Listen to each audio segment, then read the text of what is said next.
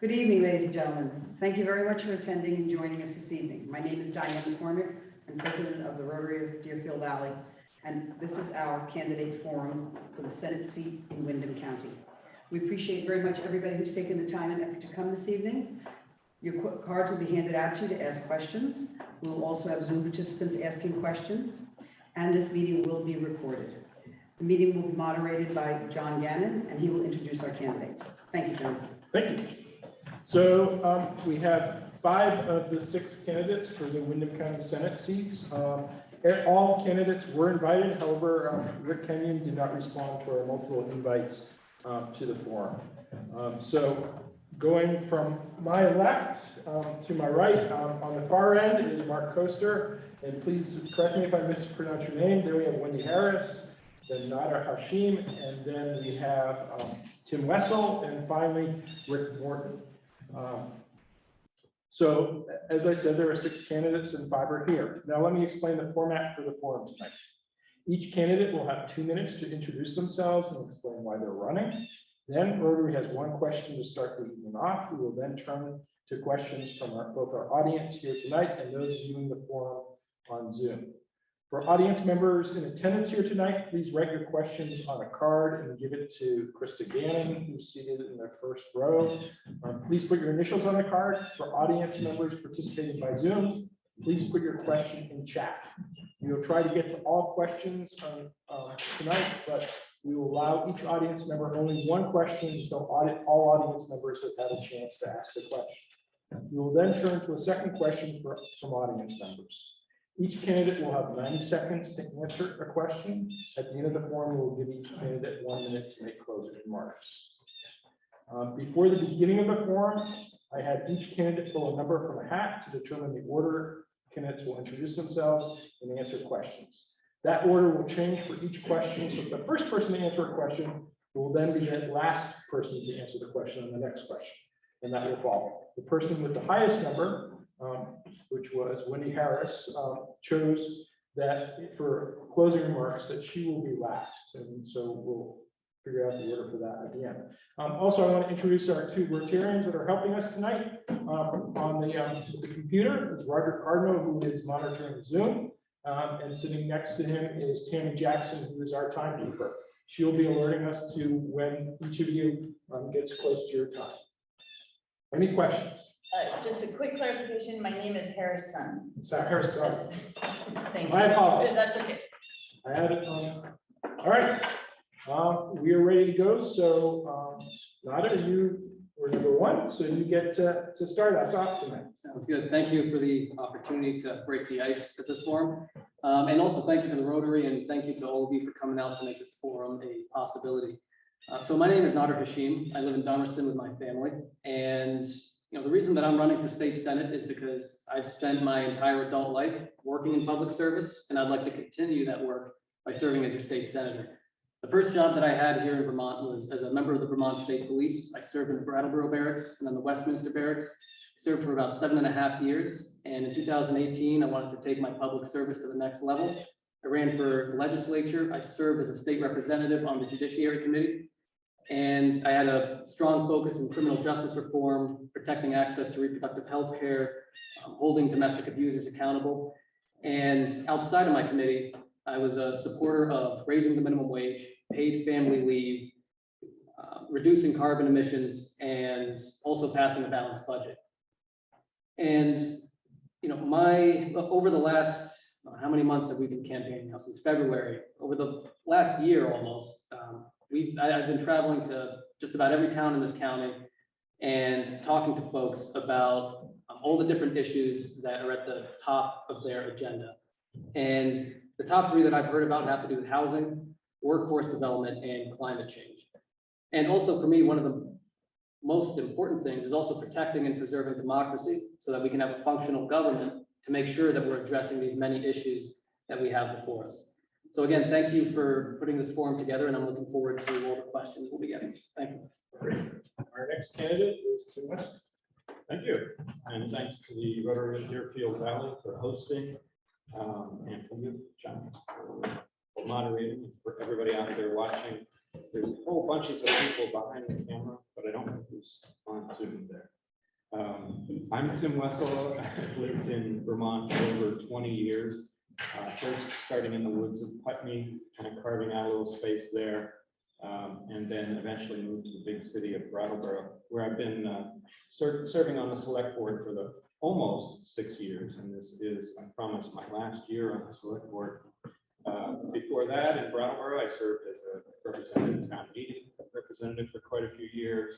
I was on the Chamber of Commerce board, the Brattleboro Area Chamber of Commerce, and on BCTV's board for 11 years.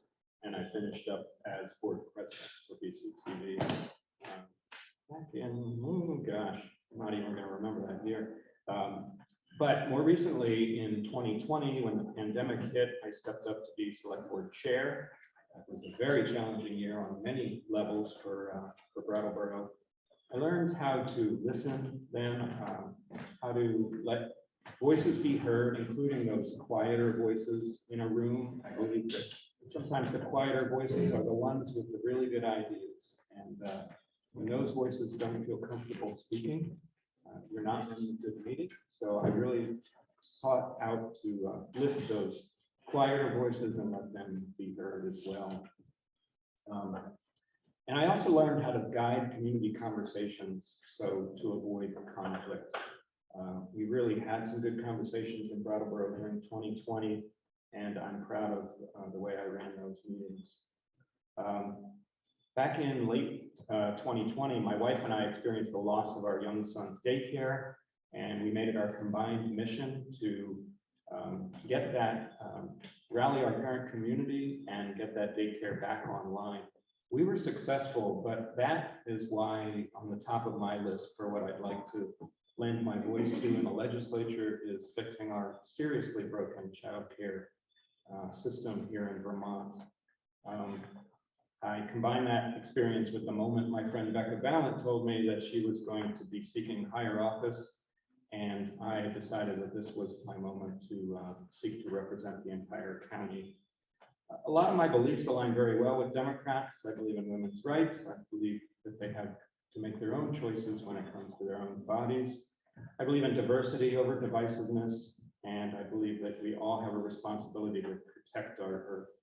I'd like to go to the Vermont Senate to advocate for quality affordable childcare, to work on our housing issues, and also on workforce development, all of which are vital to our state. Thank you for this opportunity to speak. Our next candidate is Rick Moore. Thank you, Rotary, for your invitation. It's a pleasure to be here tonight with all of you. I've been a resident of Vermont for about 30 years. I guess I'm still not quite long enough to qualify for whatever that notoriety is, but just this last Saturday was the 30th anniversary of my moving in. I came up to go into ministry, ordained minister, and I'm a functioning chaplain down in an assisted living facility down in southern Vermont. And I've also been involved bivocationally as a bank officer, assistant vice president at a local bank in Brattleboro, well known. And concluded my time there. I retired a few years ago, as compliance officer and security officer. Had a couple of other hats in the meantime. But in the midst of all of that, there were a number of instances where I was involved with community activities United Way and Big Brothers Big Sisters for several years with a young fella who I helped, and a number of other organizations that I wound up serving on the board of directors of for up 13 years or more. And I'm currently treasurer of a number of different organizations. Plus, I've been the district representative, I should say, for the annual meeting for District 1 in Brattleboro. And that was a good experience. What led me to consider running for state senate was what I feel is a runaway legislature. I feel that the leadership in Montpelier has been taken over by elements that are pushing fringe and frivolous kind of legislation. And there's a supermajority there now. So they can basically do whatever they want. And even if there's a veto of a legislation that they pass, that can be overridden pretty easily at the current time. And I want to put before you the prospect that if you're a Democrat or Republican or an independent, you might not be happy with all the legislation that's been proposed over the course of these last months and even the last couple of cycles. Particularly, I'm concerned about some of the efforts to change the charter in Brattleboro to allow 16, 17-year-olds to vote and hold office. I'd love to have them involved in political activity and in government activity, but they need to perhaps begin more as apprentices rather than having that authority. That would actually pass the legislature, but it got vetoed and the veto was sustained. Another item that passed the legislature was a modification of the Burlington Charter to decriminalize prostitution. I think that's very unwise. One of my core principles is I want to free the slaves. I think sex trafficking and labor trafficking in this country are serious issues. There's an organization that deals with this issue called Polaris, and they have graded Vermont F for the protections we have for women and young people, and even just prosecuting the whole instance of sex trafficking and labor trafficking here in the state. I think that needs to be addressed. Okay. So there's other issues that came up, but I wanted to just highlight those, and that's the reason why I'm here.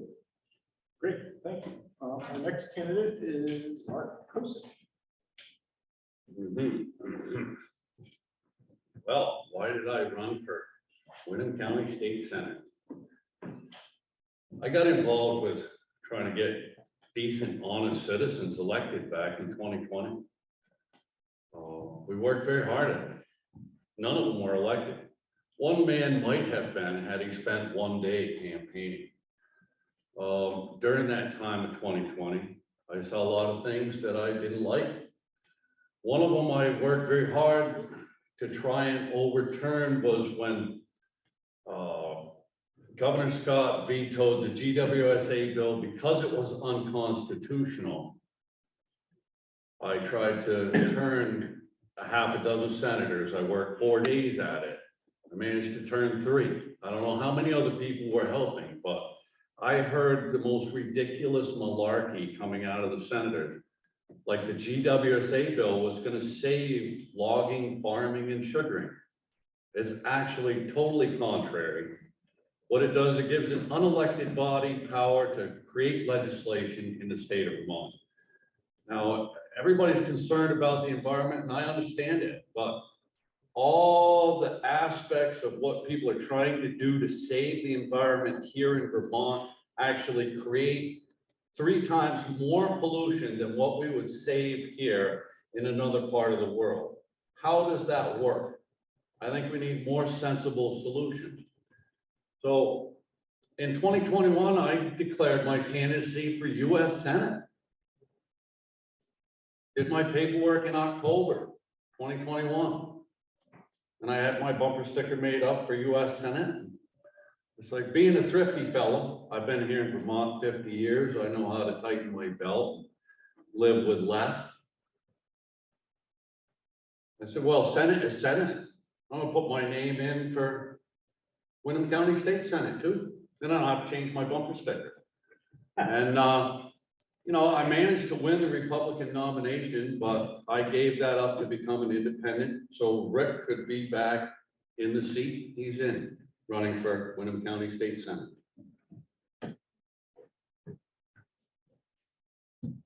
Thank you. And finally is Wendy Harrison. Thank you. I'm Wendy Harrison. I'm running for state senate from Wyndham County because I care and because I know how to make government work for the people. Vermont is both modern and historic, generous and self-sufficient, old and young. It's also truly brave. That brave little state, it's not just a slogan, it's accurate, and I'm on board. Vermont is tackling climate change, housing scarcity, the opioid crisis, childcare challenges, reproductive freedom, and protecting democracy. That's a lot for a little state, and I can help. I want to help, and I'll need your help too. I'm good at government. I have decades of effective experience in local and regional government. I've worked and volunteered together with residents, businesses, property owners, taxpayers, elected officials, and regulators to get things done. If it's creating housing, managing economic development, protecting historic places, planning big and small construction projects, improving parks, reducing taxes, I've done it. I've learned a lot from my work as manager of Bellows Falls and Rockingham, Vernon, and Winooski. They all increased my appreciation for both the variety of our communities and the commonalities of our communities. A long time ago, I chose to concentrate my career in local government because of how close you are to the people you serve. Vermont is special because you can work at a state level and still keep that closeness. That's what I want to do. We must continue to defend democracy. Town clerks saved democracy in 2020, and they'll have to do it again in 2022. I helped implement a new voting process in Winooski, and I know how town clerks have always done a lot with a little. I'm proud of my record, but I don't like to declare it as my record because everything important I've accomplished has been as part of a group. As important as what I've worked on is how I've worked. I'm naturally inclusive. I'm interested in building continuing relationships. That usually often actually takes a lot more time, but it's worth it. Sure. I will just say, I look forward to hearing from you, and thank you very much for having me here tonight. All right, well, thanks everybody for the introductory statements.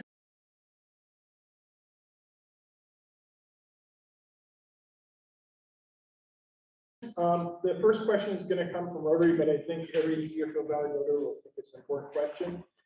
It's very important to voters in the Deerfield Valley that our senators understand issues that may be unique or very important to our area.